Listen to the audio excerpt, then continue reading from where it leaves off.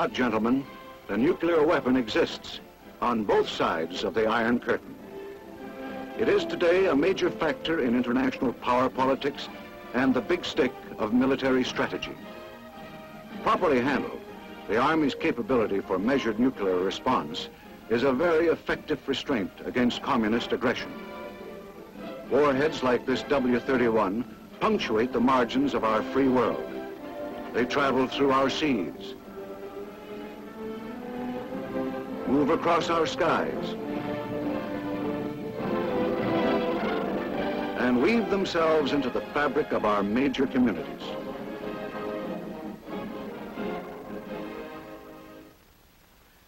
During the past few years, scientists have been busy trying to perfect a weapons system known as a wooden warhead. Such a weapons system would require a minimum of care and maintenance. It could be packaged and put on the shelf like a 90-millimeter shell. Until science achieves this ideal, however, the nuclear warhead remains a very complex piece of machinery. The small Army units of highly trained men who assemble, handle, and employ these warheads must follow precisely the exacting standards prescribed in technical publications. This is equally true of combat units such as engineers, artillery, armor, and infantry.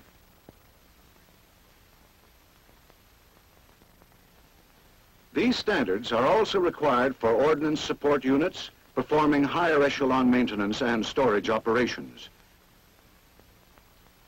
Everyone who works with nuclear weapons has three highly important factors to consider: safety, security, and reliability.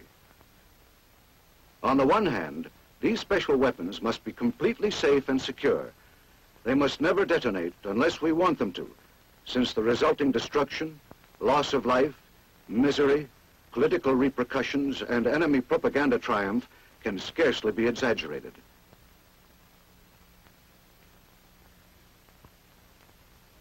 At the same time, these weapons must be completely reliable, which means that they must be ready and able to deliver their devastating impact at the very split second it is needed.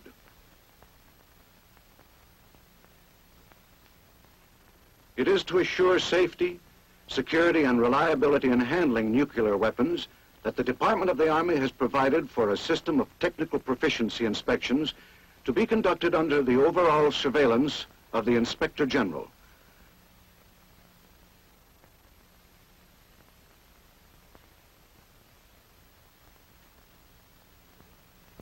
Under this system, every nuclear weapons unit is given a technical proficiency inspection, commonly known as a TPI, by a specially trained Inspector General at least once a year.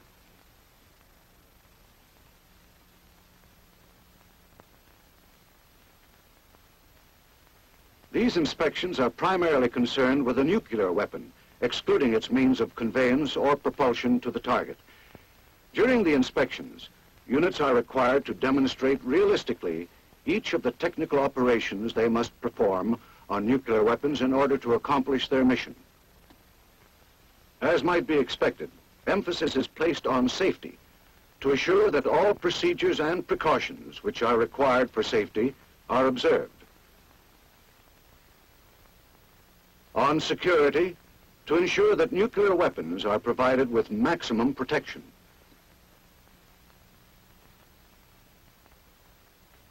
And on reliability, to ensure that all technical operations are performed strictly in accordance with the procedures prescribed in special weapons publications. Let's look in on this TPI and see how it goes. Operate the on-off switch to on. AC power and DC power lamps light. Step 01 appears on the step number lamp. And test plug indicator light. Check. Install XM75E1 test plug in J2 of cartridge assembly.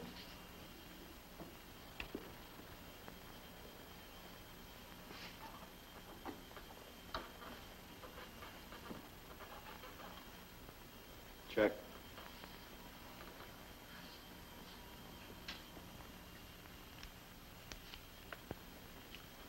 momentarily to press start button. Test cycle starts. Test plug indicator goes out. Step number lamps indicate step being performed. And cycle stops at step 34. Surface to air plug and arm plug lamps light.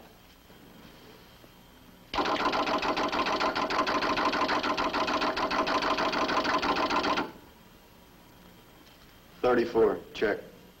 Hold it right there.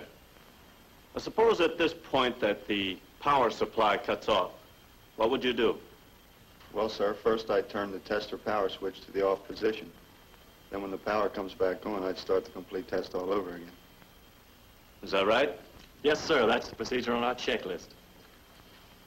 All right. Carry on. Remove test plug from J2 of cartridge assembly. Install surface to air plug in J2 and arm plug in J3 of cartridge assembly.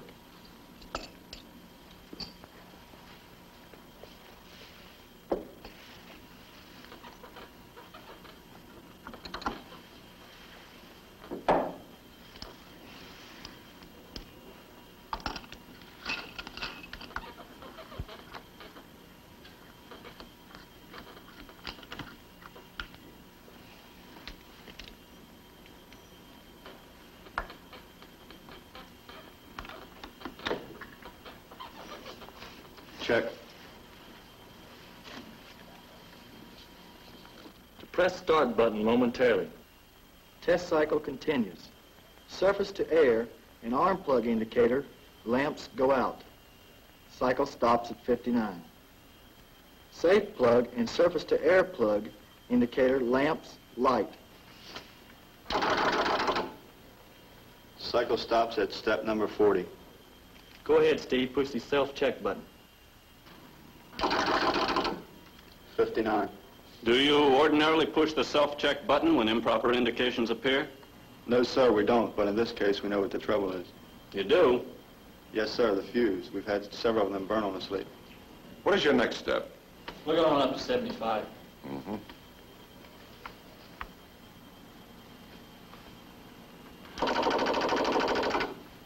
$75. Throughout a technical proficiency inspection, the performance of those operations which affect reliability and which are critical to the accomplishment of the unit's mission receives special attention. A deficiency is the failure to perform a prescribed operation or performing it incorrectly. It follows that the evaluation of the unit's ability to perform its nuclear mission is usually determined by the number and significance of the deficiencies observed. A single critical deficiency, one affecting the weapon's reliability, could result in an unsatisfactory rating.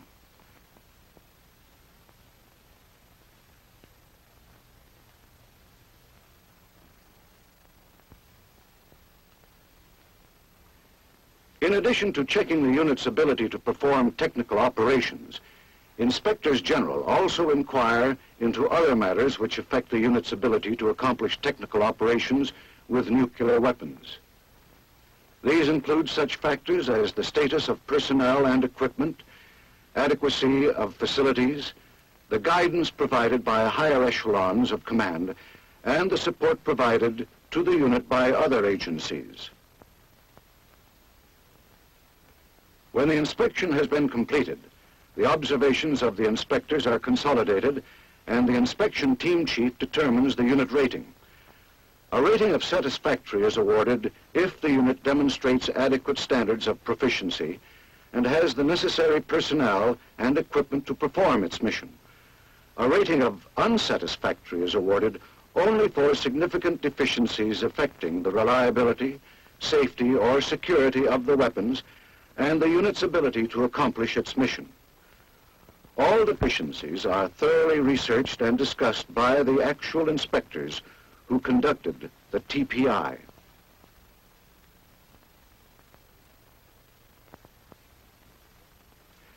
Before leaving the unit, the inspection team chief holds a critique to discuss the results of the inspection.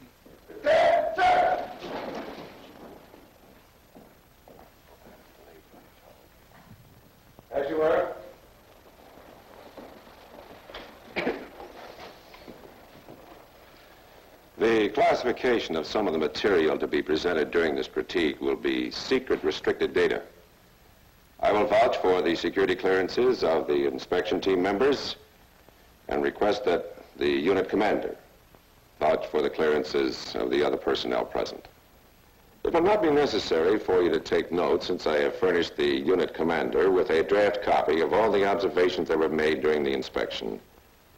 This critique will consist of a summary of the strong points and areas of weakness observed during the past 3 days, a reading of the deficiencies and factors affecting the technical operations of the unit, and finally, an announcement of the unit rating.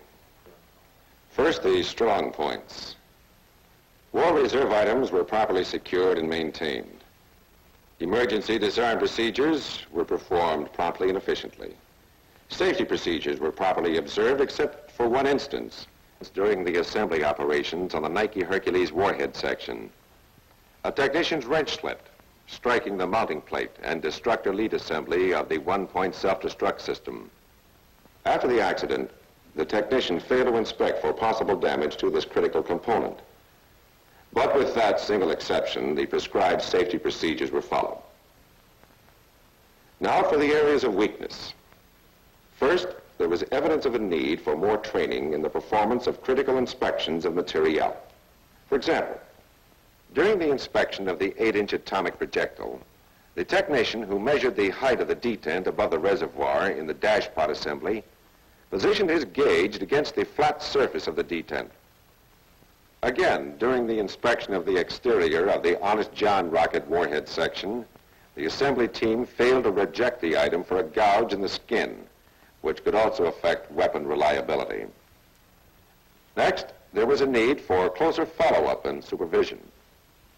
For example, the supervisor failed to note that the technician did not inspect the entire surface of the warhead section. In this case, the procedure observed was for the supervisor to accept the report of check as a guarantee that the operation has been performed without an actual verification. Another failure of supervision was observed when the technician performing the cartridge assembly test on the Nike Hercules adaptation kit was directed by the supervisor to push the self-check button when the tester stopped at step 40. The supervisor failed to require the prescribed procedures for the self-test of the T4115 test set upon completion of the cartridge assembly test, and for troubleshooting for defects in the arm plug, surface-to-air plug, and cable assembly. Failure to perform these checks and replace the defective component could result in an unreliable weapon. Now, before reading the specific deficiencies which were found, I want to recall to your attention the unit briefing which preceded the inspection. It was stipulated that your training item would represent war reserve, and that the standards for war reserve weapons would be required during the inspection. Here are the specific deficiencies. First, the technician failed to inspect... The team chief then reads each of the deficiencies observed by the inspection team and invites observations and questions by unit personnel. The technical deficiencies. Are there any corrections to the observations or questions on specific deficiencies? Next is the question of the unit rating. In a technical proficiency inspection, only a rating of satisfactory or unsatisfactory is given.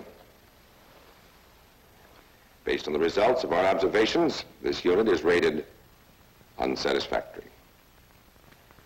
This rating is awarded because of 4 technical deficiencies which could affect weapons reliability. First, failure to inspect for possible damage to the Nike Hercules one-point self-destruct system.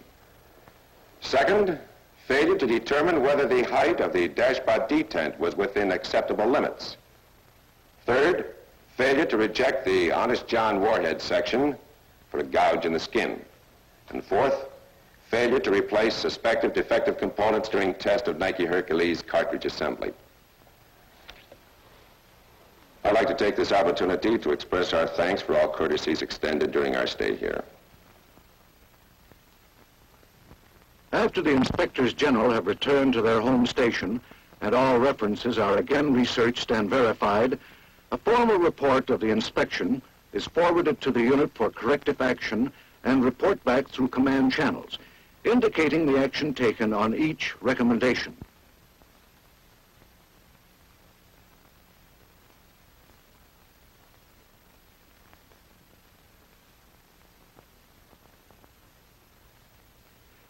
The report includes only the significant deficiencies and factors observed during inspection.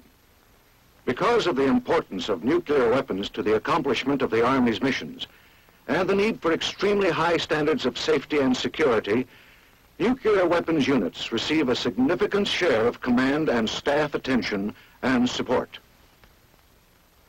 In some instances, commanders responsible for nuclear weapons units may not be fully aware of what they can do to help their units attain the required proficiency. So let us now consider this for a minute. The commander must not wait for nuclear-capable units under his command to fail a TPI before he takes action. Command emphasis should exist months before and not minutes after the inspection. Commanders must place emphasis on the technical training of their units and see that it is adequate, particularly as it pertains to those operations which affect reliability of weapons and accomplishment of unit missions. They do not in all instances need detailed knowledge of atomic weapons, but must be able to evaluate the adequacy of the training on the weapons used by their units. Such knowledge must be regarded as a normal part of their qualifications.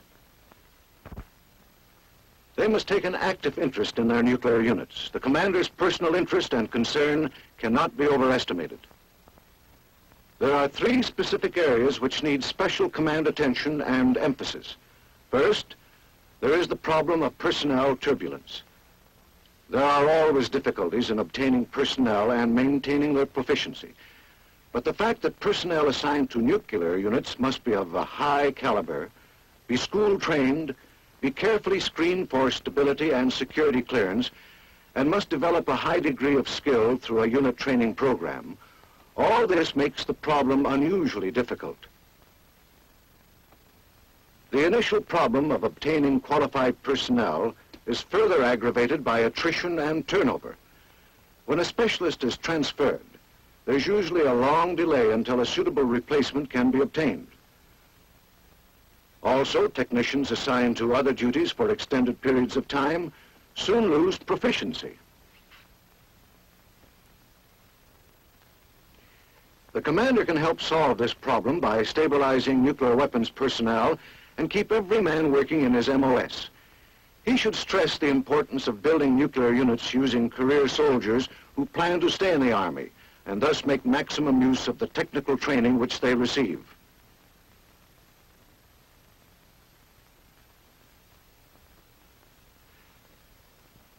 Another problem which concerns the commander is the result of the rapidity with which nuclear weapons improvements and new developments occur.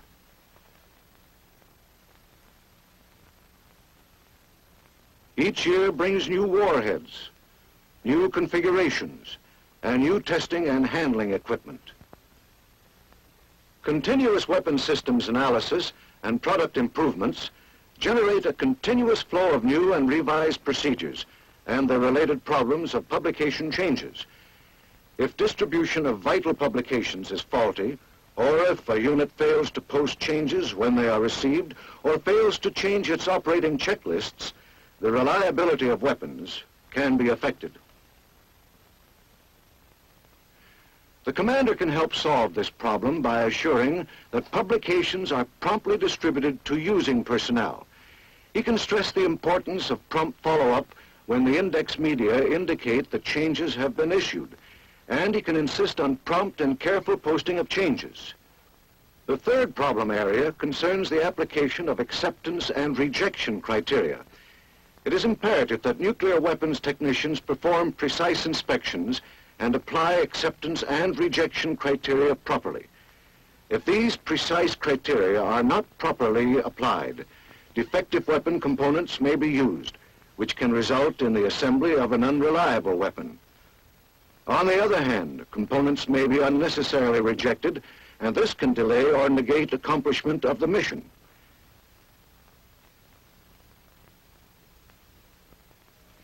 Here again, emphasis should be placed by the commander during training on those areas where the faulty application of these criteria could affect weapon reliability or the accomplishment of the mission. Mere ability to cite the criteria is not enough. Technicians must be highly skilled in measuring or otherwise determining that the weapon components are within the tolerances prescribed. For example, the maximum allowable limit for the depth of a scratch on the external ballistic surfaces of the Honest John adaptation kit forward of station 13.5 is 2/100ths of an inch. In order to determine the depth of scratches with this precision, technicians must be skilled in the use of a dial indicating depth gauge. The commander can solve this problem by ensuring that his technicians are afforded the opportunity to develop the necessary skills and to practice the proper determination and application of acceptance and rejection criteria. In summary, then, the commander must take an active interest in his nuclear units. He must recognize their problems at depot level or in the field, and have himself briefed regularly on their needs and requirements. He must take time to visit installations and to make himself available to his commanders. The motivation created by the commander's personal interest and concern will assure a high level of technical proficiency. That technical proficiency which is so essential for Army combat readiness with safe and reliable nuclear weapons.